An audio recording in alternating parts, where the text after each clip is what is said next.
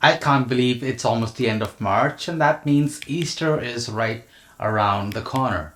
And I wanted to do a nice warm potato dish, and scalloped potatoes is something that I've wanted to do for a really long time.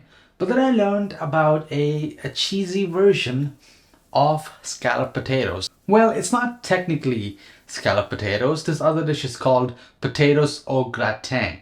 And I'm going to show you how to make that. And in case you are worried about what's going to happen in case my au gratin scrambles or curdles, then I'll have a quick fix for you for that as well. So first I'm going to peel off all the skin from the potatoes, and I would suggest that you do the same. Now we have to slice these potatoes into 1/8 inch thick slices. Now you can use a mandolin, but some people are just literally scared of a mandolin, and I've actually worked in a professional kitchen where we had mandolins and people sometimes didn't want to use it there either. Some people are just prone to accidents, and if you love your fingers and you're scared about it, then maybe don't do it. But confidence is key if you want the mandolin. But let me give you a perspective of what 1/8 inch looks like.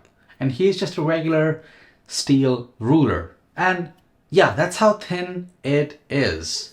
So let me put some markings on the potato, and now you can see even better how thin the slices are gonna be.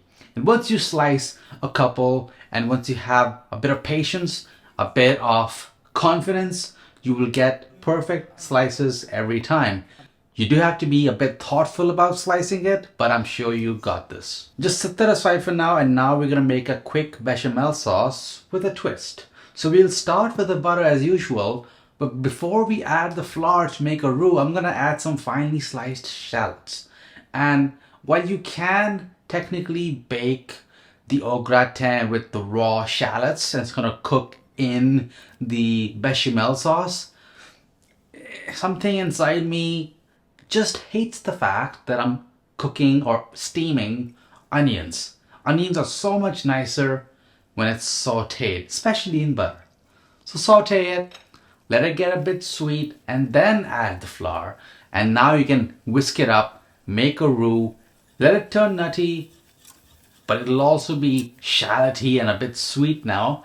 And then you can slowly pour in cold milk, and eventually you'll get a pretty homogeneous mixture.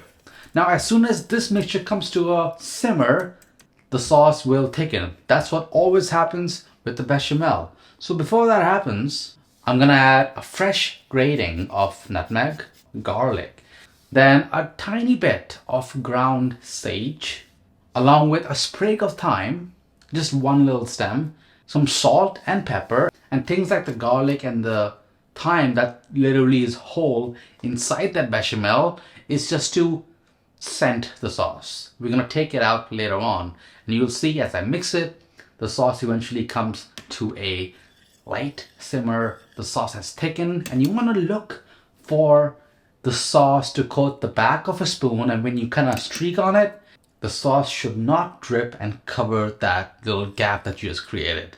That sauce is perfect. Taste it for seasoning, and then place it in a bowl where your potatoes are. And you want to mix that up really well. This will help it to bake much nicer in the oven. My casserole is lightly brushed with a tiny bit of butter, and then just evenly try to spread out the potatoes along with the bechamel in the casserole, and you want to tightly cover it with aluminium foil. Now here's the key. If you go low and slow, then your sauce will not split. But at a certain temperature and when cooked for a certain duration, the proteins in the milk will literally split. And you may notice I did not add cream at all, and I will eventually do that even though it wasn't part of the ingredients at the beginning. So I would suggest that you bake this at 350 Fahrenheit. I was actually making this at 400 Fahrenheit, and eventually I noticed that that temperature was a bit too hot. Now, in case you do notice that when you remove the foil and the potatoes are fork tender or knife tender and the sauce has split, then just add a tiny bit of heavy cream in there. Give it a light mix and then proceed with the recipe. It will help it a little bit, but regardless if it's split or not, you are good to enjoy this recipe. For the cheeses though, I went kind of all out. Got the good stuff. Got Gruyere, and Gruyere is very strong, creamy, and it's very special. Along with this Red Fox strong cheddar cheese, which apparently came from the UK, imported I guess to Canada. These two cheeses just kind of went so well together. Pick something strong. You cannot go wrong with all cheddar if you don't know what to pick, but this is a good time for you to experiment. So coat that up really nice and even. I'm also going to add in my breadcrumbs, and then this is going to go back in the oven for about 20 to 30 minutes or until you have a nice crust over the top. In the final couple of minutes, you can run it under the broiler as well. Before you serve though, let it sit for about 15 minutes. It's going to be too hot and too messy for you to serve it right away. Let that crust kind of solidify, which will help serve this much nicer. And it came out so nice that it really is a potato dish that you will not forget. Maybe until the scallop potatoes recipe, which I'm working on tomorrow. So I'm really curious to see which one I'm gonna like better. But for now, you got this amazing Easter side dish recipe, and hold out for the scallop potatoes. Let me know what you think down below, and let me know what you have done in the past when you had issues with your bechamel splitting or curdling while baking. Any tips? I'm here to take it. I'll see you in the next one.